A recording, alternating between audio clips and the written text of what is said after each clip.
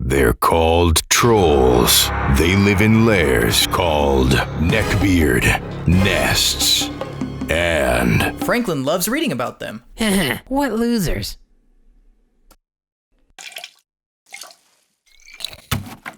Franklin is the architect of his world, the authority of his own domain, the king of his own castle. And his castle just happens to be located in the basement of his grandmother's house.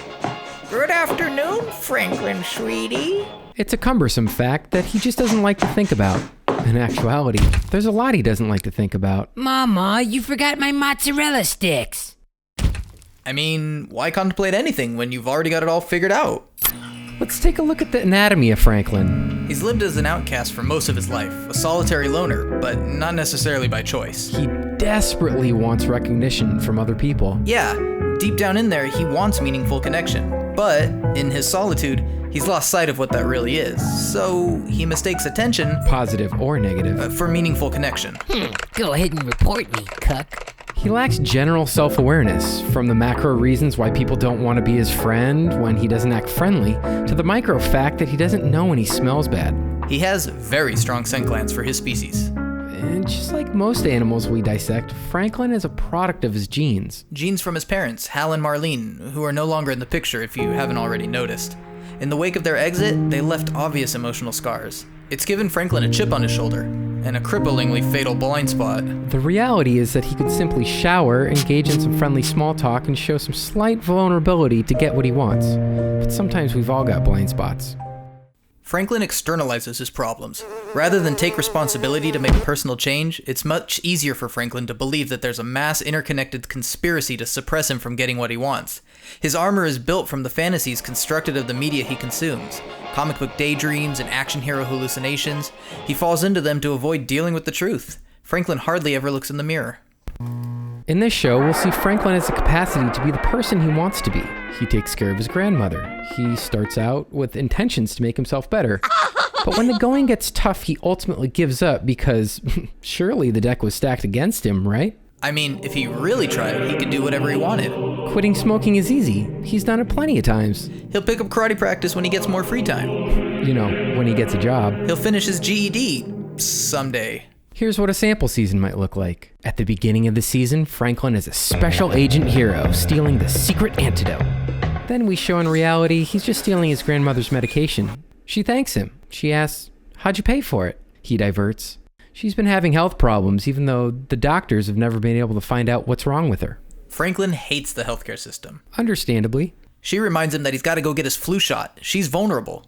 Cut to James Bond-esque villain with menacing needle, monologuing over a strapped-down Franklin, dramatic lighting, henchmen, Pew pew. the whole 9 yards. Then show reality of Franklin in hospital with nurse administering flu shot. Mid-season, we can do a huge chase sequence. Espionage Franklin escapes. In reality, nurses are just confused and completely apathetic. Espionage Franklin is led on a crazy chase sequence. The more ridiculous, over the top, the better. Reality, nobody is following him on his bird scooter. And to bring the season to a close, Espionage Franklin returns home triumphant. But something is wrong. Franklin finds his grandmother on the floor, obviously in trouble. We're back in reality, but the lines between it and fantasy are broken. Franklin is still in espionage gear. His grandmother asks to be taken to the hospital. Franklin's conflicted. He's convinced himself that the hospital healthcare system is evil, Understandably. but he has to help his grandmother, who he loves dearly. At the end of each season, we want to put Franklin in situations where he's forced to confront the fantasies he's constructed. And he will always make the bad decision, turn his back on the light, and descend further into his fantasies. So maybe he convinces himself that the hospital is bad and doesn't take his grandma in. Grandma gets the help she needs, though. Ultimately, Grandma decides it's time to get full-time help around the house and that she can't financially support Franklin, so he has to move out. Franklin is pissed. And as a cliffhanger, we go into a new fantasy, and Franklin becomes a noir detective, and we see the healthcare assistant cast as a villain from his POV, setting up the conceit that while season 1 followed espionage tropes, subsequent seasons could follow different tropes and fantasies that Franklin is using to cope with the obstacles he's setting up for himself. Conjuring new iterations of Franklin will keep the fantasy conceit fresh through each season, seeing him reborn in new, ridiculous ways.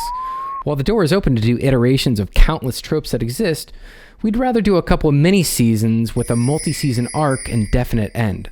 Possibly akin to BBC runs of Sherlock or Luther, shorter seasons but denser episodes that are a bit longer.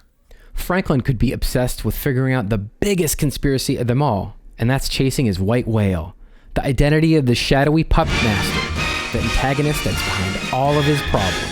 The Shadow Creep! Or another ominous yet properly cleared by the legal department moniker.